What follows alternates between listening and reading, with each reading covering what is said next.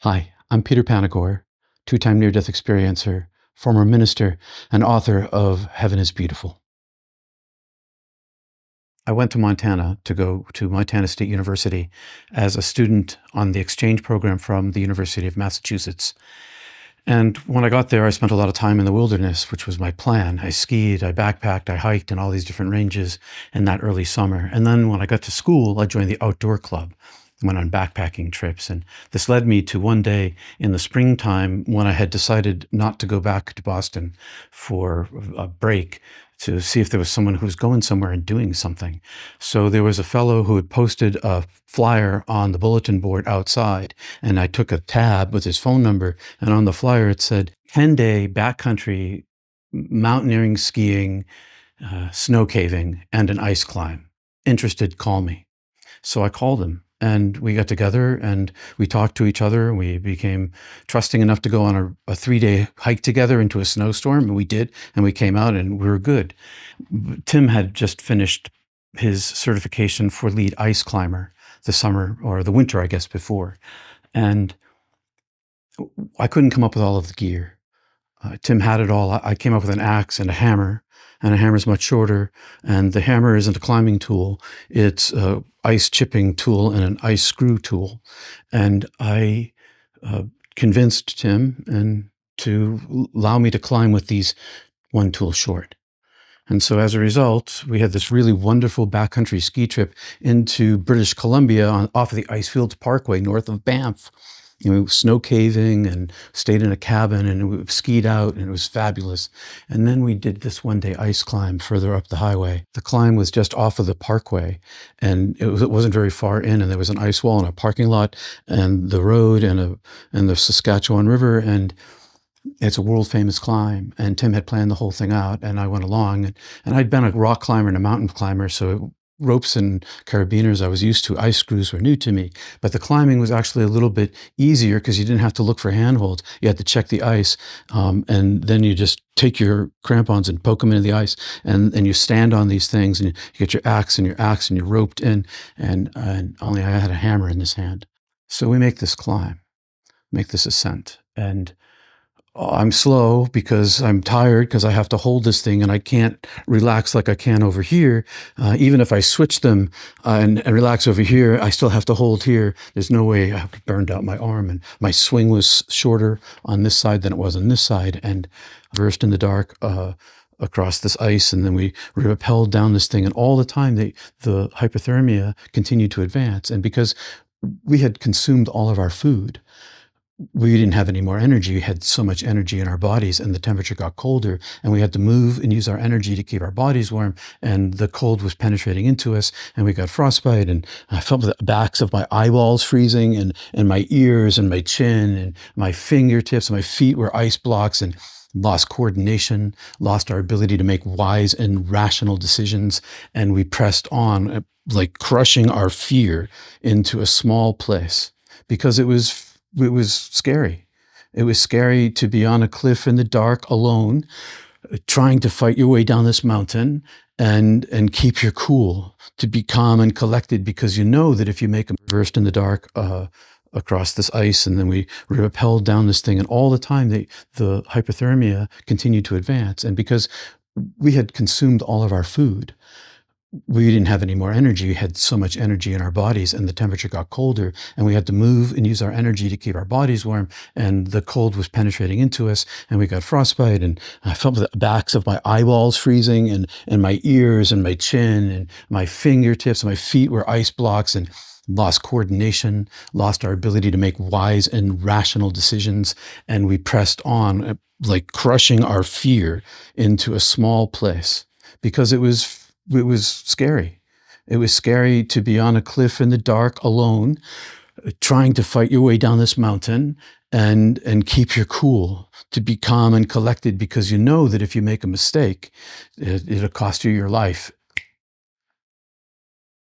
I was very scared. I was terrified. And it's like a horror movie, and I'm in the middle of it, and I just have to keep going. And hypothermia is the movement of your blood from your extremities, which is why everything gets so cold, into the important parts of your body, your brain and the lungs and the belly, the things that matter. And I got to the place in that night after going down all of these dark crevasses and with my partner trying to stay focused so that we don't let the fear out. And we got to this place, this final place where we stood on a ledge, and we're connected to the mountain for the first time with straps to our harnesses.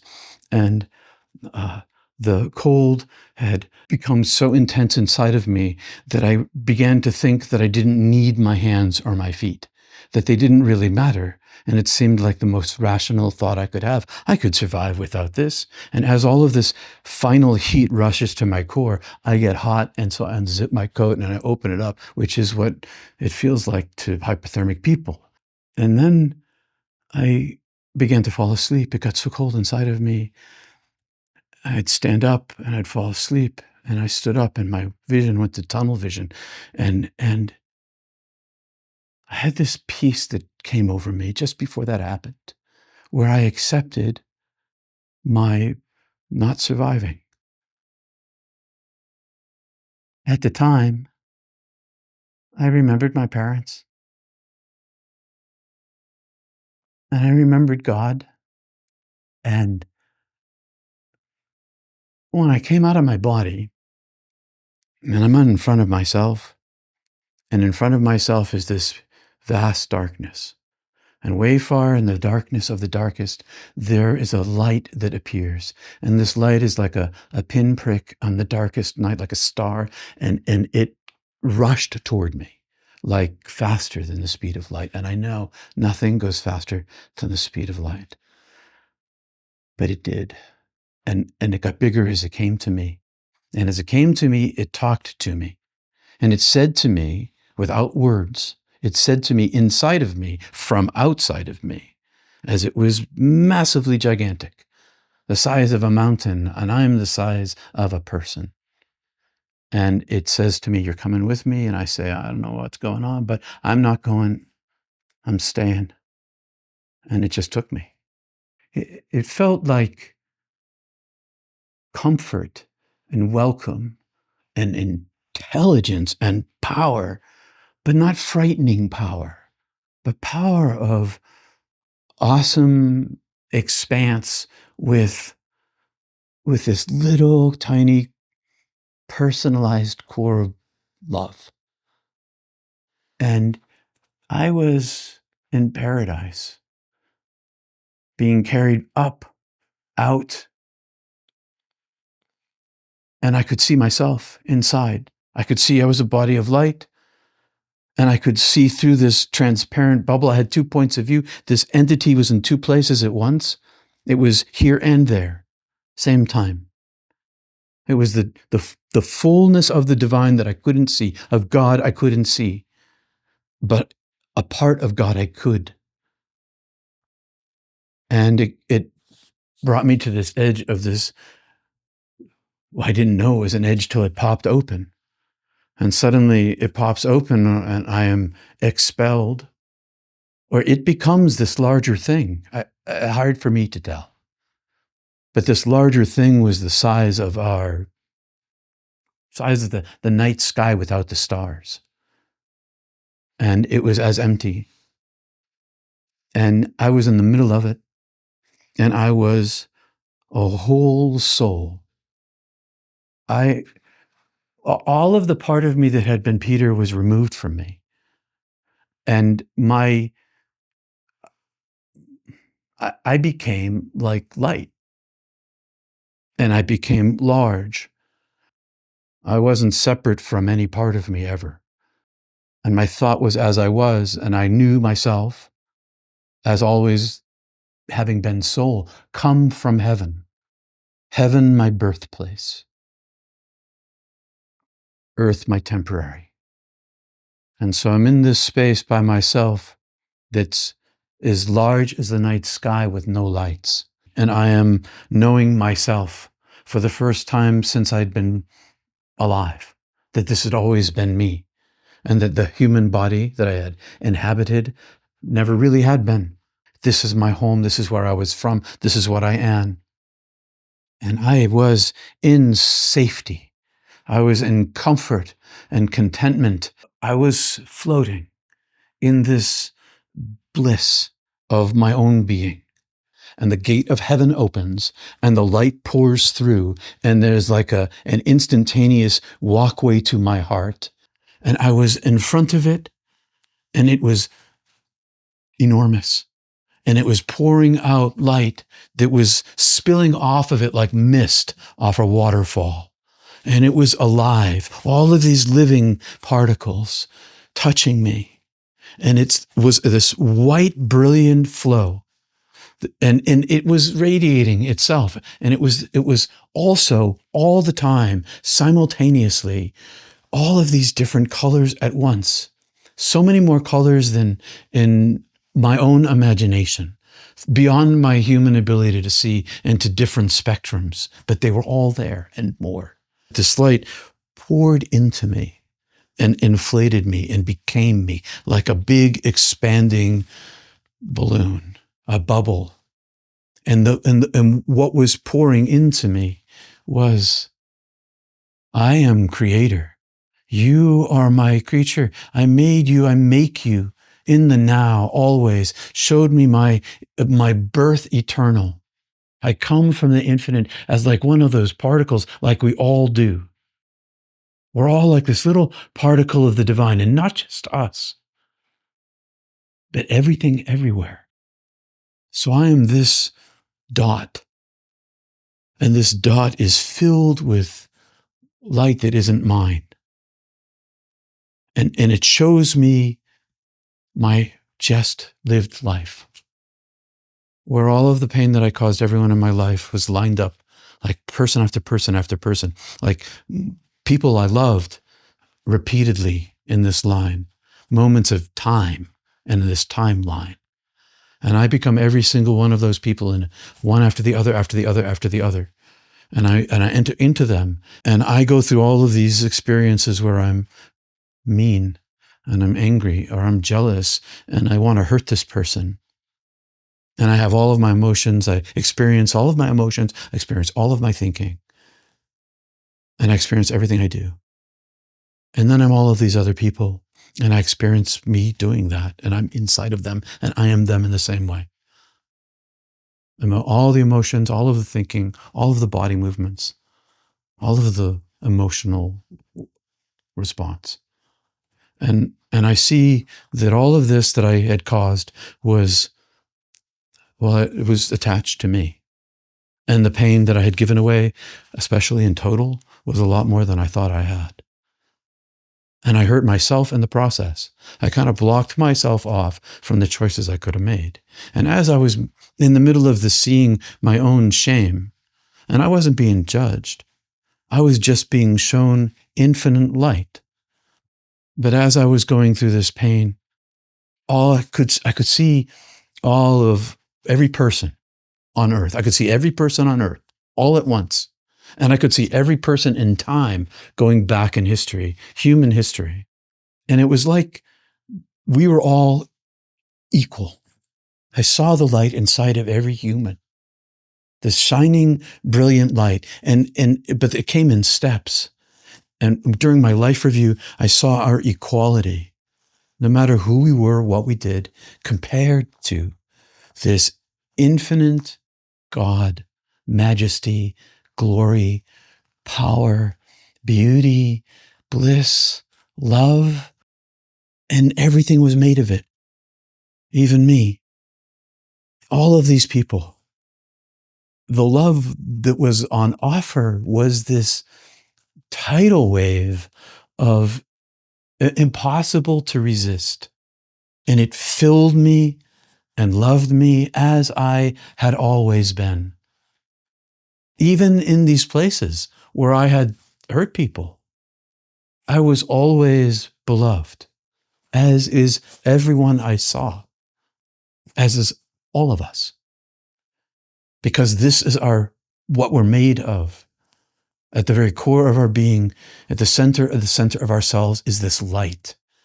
It swept over me, washed away all of my darkness as if it never existed.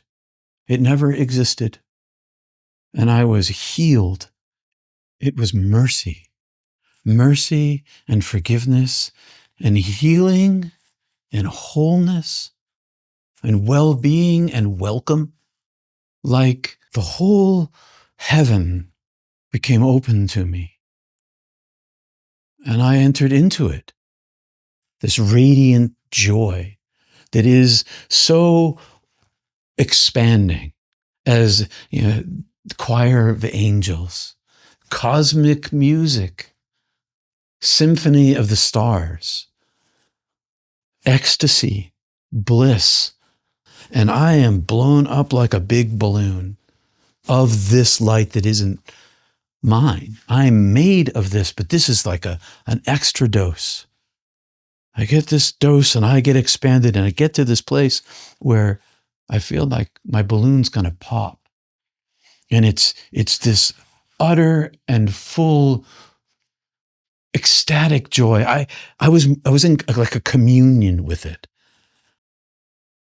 This tube appears and it's empty, and I know that it's another me. And this tube of me is like the embodying part of my soul, where many lives are.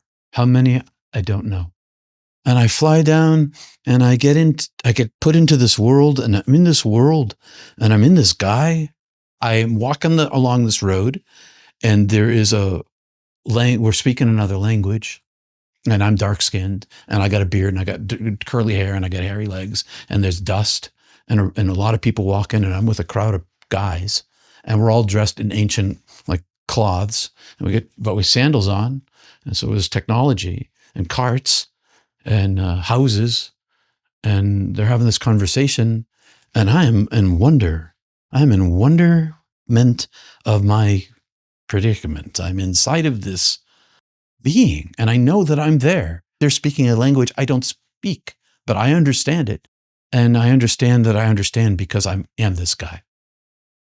And they're having a talk, seems to be spiritual. They ask me a question, I turn to talk, and as the words leave my mouth, I leave the guy. And then I was out again.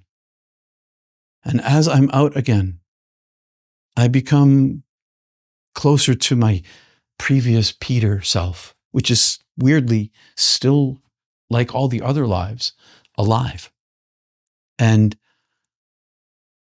in this state, I want to know everything about the universe. And I'm transported into the center of the universe, the physical universe, and all of its structure of biology and astronomy, cosmology, and quantum physics and mathematics and everything. Everything, I could see how it was structured, but not how it was made. I was like knowledge of all existence as it is. And all of it happens at once. It's not like it happened one step after the other. This timelessness, all of these experiences that I'm telling you about were all at the same time. Like I had all these many selves, as if. And they were all experiencing all of this simultaneously.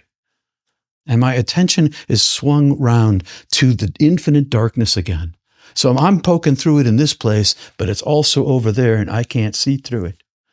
And out of this darkness, this light is pouring like a web, and it is becoming like a net. And it extends from beginning to end all at once, everywhere. And it is the illumination, creation of all there is. The whole space of it is made of the being of this light. And in my seeing in this other space, our real universe, it's pouring from this infinite darkness, the very love of itself, the wholeness of its own self-love is making everything exist. And every human being has this golden light inside themselves that also makes us equal equally beloved. And this intensity of love that was being beamed at me like a laser power was also beamed at everyone equally. And it says to me inside myself, I have always loved you. I always will love you. I love you now. My love never changes. You are my beloved. Everyone is my beloved. I am love myself.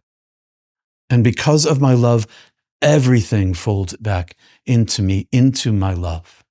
No loss, just love. I'm seeing the planet surface and all these individual people, and my parents' faces float up. And I can see all of their life before, up to that moment, all of their suffering inside of both of them. And then they become two sets. Mom and dad with me alive, and mom and dad without me, and the life to come. I was given this choice. I was shown these two timelines. And because I had this point of view, this new point of view of my own eternal nature, I said to the voice, if I go back to my life, can I come back here? And the voice said to me, yes. When that life is over, you can come back. I chose to come back to alleviate my parents' suffering because my sister had run away, vanished. And I thought I could help. So that's why I chose to come back. And I see in front of me 10 million doors, all possible paths. And in the middle of them is this one bright light. And the voice inside me and surrounding me, carrying me, says to me, choose light, choose a life. And then I'm through the door. And down this doorway, there's a tunnel. And down this tunnel, and I get to the end and pop. They pop out into this world. Like I'm back in the world again. And it's alien to me. All I know is that I'm not in the same fullness of bliss I had been in. And the angel who's with me is carrying me. And it forces me in, and I'm like unfolded inside of this body, this thing, this like a hand in a puppet. I'm suddenly inside of this thing that covers me. I hear all this noise, and the noise sounds like a human voice, which I now begin to understand. And so I open my eyes, and there is Tim looking down at me, crying and screaming and shaking me and shaking me. And then I see his face, surprise. And he says, you were dead. You were dead. You were dead. I thought you were dead. And I don't know who he is. And I don't know what dead is. And I don't know where I am or who I am. I just know that I'm inside of this thing and everything hurts. My feet, I can't even feel my hands. Everything is frozen. I'm in pain and I'm confused. And the body itself hurts. Just being in the physical form hurt. And Jim has me by the collar and he pulls me up. And he makes me stand and he holds on and brings me over to the rock face. We lean in on the rock and then he stands there for a minute, just looking at me. And then I begin to remember. I'm ice climbing. This is Tim. And I think, where was I? What was I? What am I now? And meanwhile, Tim's talking to me and he says, pull the rope. I look down, I see the rope, I take my mittened hands, I can see my mittens and my hand, and I try to move my hands because they're still frozen. And I grabbed the rope and I pulled it.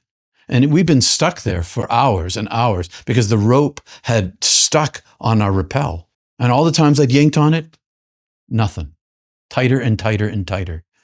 And this time when I got up and Tim said to me, pull on the rope, I looked down, I grabbed the rope and pulled, and it came free on the first pull. Like a miracle. We've been stuck. We were going to die there if we couldn't get that rope free. He said, If you died, I die. And he didn't want to die. And the rope came free miraculously. And we descended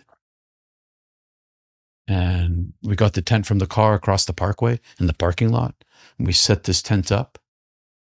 We brought our sleeping bags in and we unrolled our pads and we put the stove out and we filled that stove up and put the chimney up and opened the vent because this is a special tent.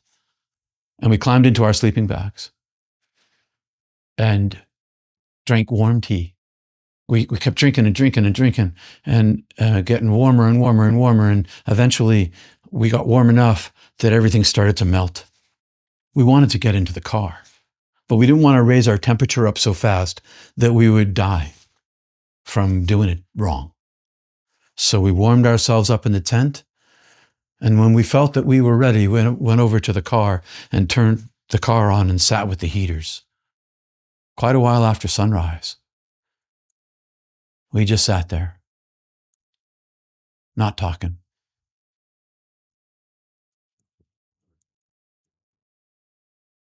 I died again in 2015 of a widowmaker heart attack. And between my first one and when I was 20 in 1980 and the 2015 one, I was praying every day to die, asking, take me home. Today's a good day. Meanwhile, diving into myself and running after the light as fast as I could go. And then this day in 2015, I was in a yoga class and my chest started hurting. And I knew that that's not a good sign. I'd been worked on an ambulance, learned about heart attacks. And I knew that my grandfather had died of a heart attack. My sister had died of a heart attack. And my dad had almost died of a heart attack, but they life flighted him and saved him. And I thought to myself, it sure feels like a heart attack. And I was sweating and I was hot and my chest hurt and I didn't want to be a distraction.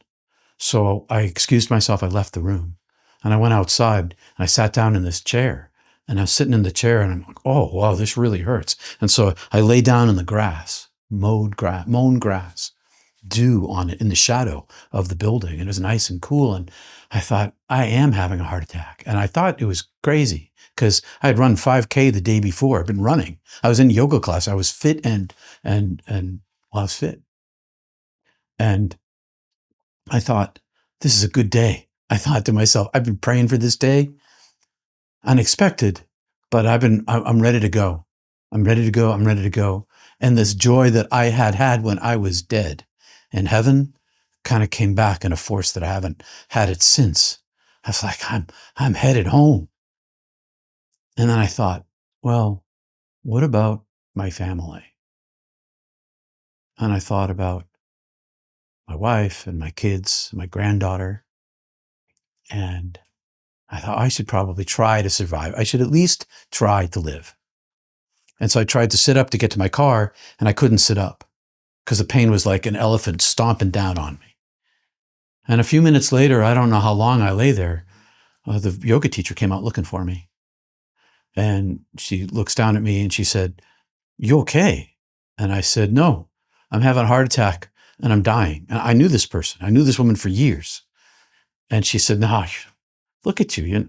I'm like, no, I'm having a heart attack and I'm dying right here, right now. And she said, I'll call the ambulance. I said, well, they're all the way miles away and everybody's volunteer ambulance. I got to get to the station first, I thought. And then they're going to come down here. I don't know if I have that much time. I've been out here a while.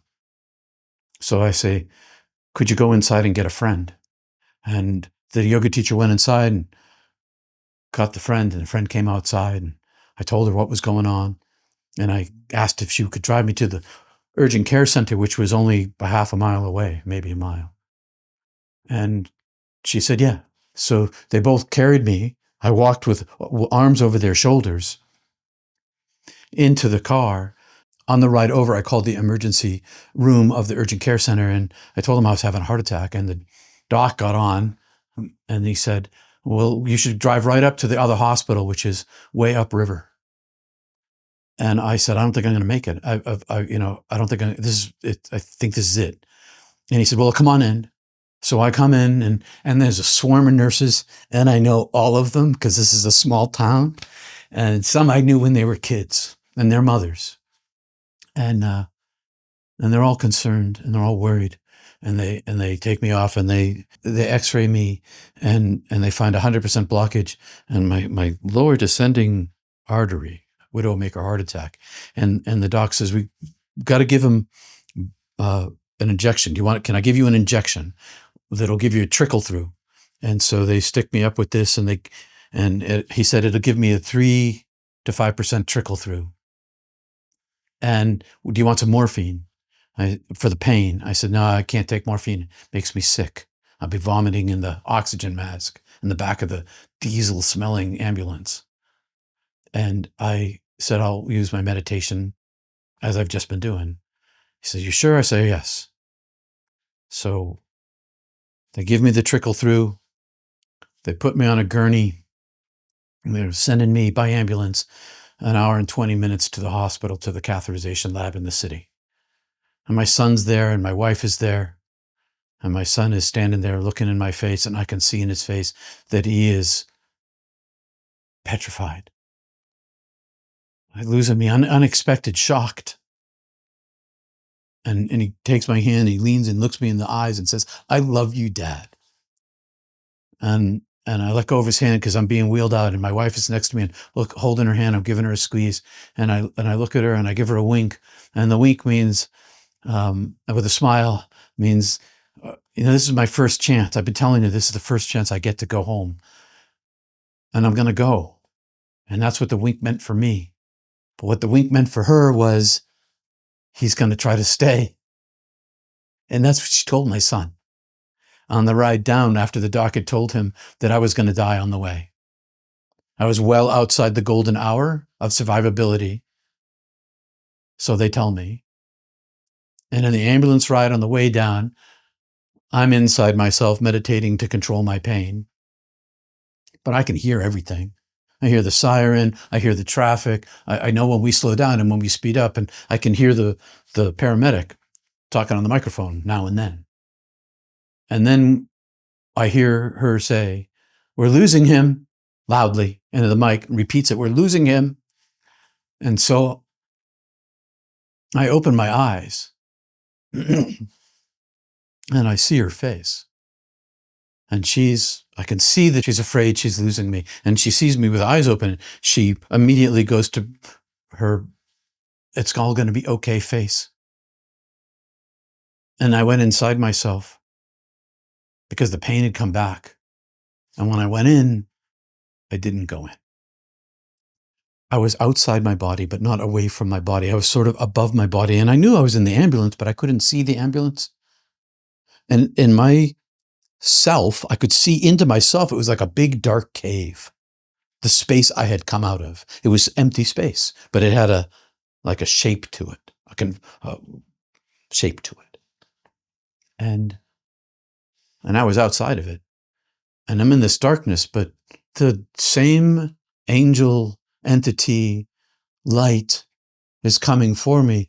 Only this time, for the first time, it's speaking to me in plural. We've been waiting for you, like a community, like a collective. We've been waiting for you, but they're all one light. And they come to me, and I know them. I know this light, and I'm happy to be there. And so instead of pulling me into itself, I just start to go with it, side by side. And then I suddenly think to myself, because I'm clear-minded now, I know I'm dying. I know I'm leaving. I know who this is. I know where I'm going. And I think, well, this is pretty fast. I should slow down, take a look around before I leave. And I say telepathically, I say, if it's okay with you, I'm going to go take a look around before we leave. And the divine is like, yeah. So I go back into this cave and I look inside and I see my son's face and I see into his life. And I see my daughter's face and I see into her life. I see my granddaughter's face and I see into her life. The girl was less than a year old, the baby. And I see her life with me and without me. And life with me is so much better than life without me for her. I become the dad figure when in her most formative years. And I want that. And I see without me, things won't go as well. So I turn around and I go back out. And this them, this many, this one light, this love that's coming to welcome me, come home, floats toward me again, welcoming me. And I say, if it's all the same to you, I'm going to stay. I'll catch you next time. And I turned around and went back in. I woke up just as the ambulance backed into the emergency department bay. That's when I became conscious of where I was. And they opened the doors and they rushed me out, and there's a medical team there. And they cut me open and reamed me out and put a stent in. And then I was in a special care unit. And I'm meditating and meditating and meditating because my heart hurts because I had damage. Doc told me I have damage. It's going to take a year for it to heal. And it's going to hurt. And I kept refusing the morphine. And then in my mind, my brain ran out of power. I couldn't meditate anymore. I couldn't focus on the pain. And they gave me something that wasn't morphine. Finally, I asked. And I went to sleep. And the next day I woke up in my own room. As I woke up, I was being transferred. I got set up in my own room. And then in a little while, lots of people showed up. My wife, my kids, friends, doctor friend of mine, people from the city that I worked with, and people I knew from long ago. And they're all in the room with me. And I said, I died again. And I came back. And my wife said, yeah, I knew you would. I knew you'd come back. But I wasn't so sure. The whole time I wasn't sure. I wanted to go. I think that the biggest thing that changed for me was that I didn't pray every day to die. I was okay with being here finally. I finally went all in. I lost my resistance. And I know that sounds funny that I had resistance. People say to me, why didn't you just love life? I do. I do. Had as much fun as I can, love life to the fullest. But nothing compares. But suddenly now, I'm okay. I had a healing. And now I'm here for as long as it takes. Because I know I'm going home again. And then I found myself going all in. Up to that point, I've been talking about my near-death experience. But when I was in the hospital is when my book got launched a month early. Amazon released it. And I had even agreed to do that because a bunch of people talked me into it. And then my life changed that way. Became much more public about my story. And the reason I tell my story is because there are so many of us with stories. And maybe it's an NDE story, or maybe it's another kind of mystical experience. Jesus came to you, an angel came to you. You had an after-death visitation, an after-death communication, spiritually transformative. And it marked you and changed you. I hope everyone finds their voice, because then it can come out of the shadows. There are tens of millions, 100 million of us near-death experiencers around the world. As we speak out, as we give voice to our experiences, it gives permission for everyone to speak out, even if it's just to someone you love, or your friend, or your congregation. I think my biggest change after my second NDE was finally understanding that I'm just a voice among many tens of millions. Up until that point, I didn't know any other near-death experiencers.